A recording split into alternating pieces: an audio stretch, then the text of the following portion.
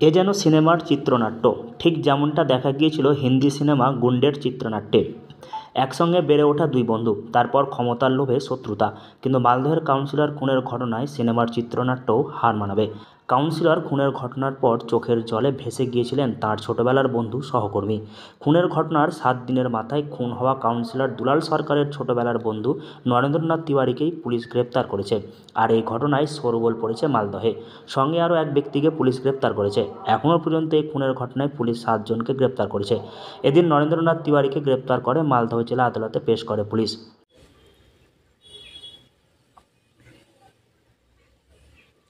কি আর প্রতি করে আর দিব, বাল্যকালের বন্ধু ছিল, দীর্ঘদিন একসঙ্গে কাটিয়েছি। কারোর মৃত্যু কামনা করিনি, কোনোদিন মৃত্যু রাজনীতি করিনি। ব্লেম দেওয়া হচ্ছে, মানুষের মন তো আমরা বলতে পারবো না, কিন্তু হয়তো আমাকে ভিক্টিমাইজ করার জন্য বলা হচ্ছে। ঠিক আছে, পুলিশ তদন্ত করছে, মাননীয় মুখ্যমন্ত্রী বলেছেন, সত্যটা একদিন বেরিয়ে আসে। মালদহের তৃণমূল নেতা তথা কাউন্সিলর দুলাল সরকার ও শহর তৃণমূলের সভাপতি নরেন্দ্রনাথ তিওয়ারি জিগরি দোস্ত ছিলেন। দুইজনের বাড়ি শহরের মহানন্দা পল্লী এলাকায়। ছোটবেলা থেকেই তাঁদের বন্ধুত্ব। নরেন্দ্রনাথ তিওয়ারি থেকে দুলাল সরকার কয়েক মাসের বড় ছিলেন। এমনকি একাধিকবার প্রকাশ্যে নরেন্দ্রনাথ তিওয়ারিকে বলতে শোনা গিয়েছে দুলাল সরকার তাঁর নেতা। বরকত সাহেবের হাত ধরে দুই বন্ধুর রাজনীতি শুরু। প্রথমে দুই বন্ধুর কংগ্রেস কর্মী ছিলেন। তৃণমূল কংগ্রেস গঠনের পর দুলাল সরকার প্রথম দিকেই তৃণমূলে যোগদান করেন। অনেক পরে নরেন্দ্রনাথ তিওয়ারি তৃণমূল কংগ্রেসে যোগদান করেন। তখনও তাদের বন্ধুত্ব ভালো ছিল। বন্ধুত্বে চির ধরে 2022 সালের পুরসভা নির্বাচনের সময়। থাকতেই পারে, মানুষ মানুষকে সহ্য করতে পারছে না, বিভিন্ন রকমের হতে পারে। আমার দীর্ঘদিনের সাথী ছিল, একসঙ্গে অনেক দিন কাটিয়েছি।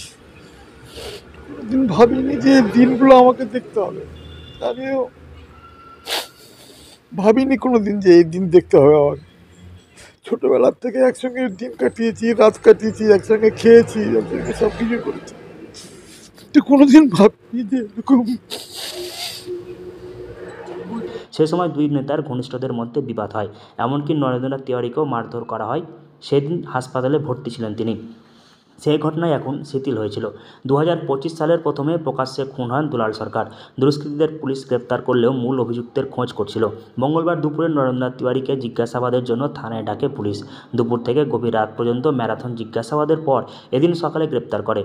দুলাল সরকার খুনের পর শোক প্রকাশ করেছিলেন নরেন্দ্রনাথ তিওয়ারি। চোখের জল ফেলে সংবাদ মাধ্যমের সামনে স্মৃতিচারণ করেছিলেন বন্ধুর। অবশেষে বন্ধুকে খুনের ঘটনায় এখন তিনি আসামির তালিকায়। যদিও এদিন গ্রেপ্তারের পর তিনি দাবি করেন তাকে ফাঁসানো হয়েছে, এর পেছনে অন্য কেউ রয়েছে। মালদহ থেকে হরষিত সিংহ, লোকাল 18 বাংলা।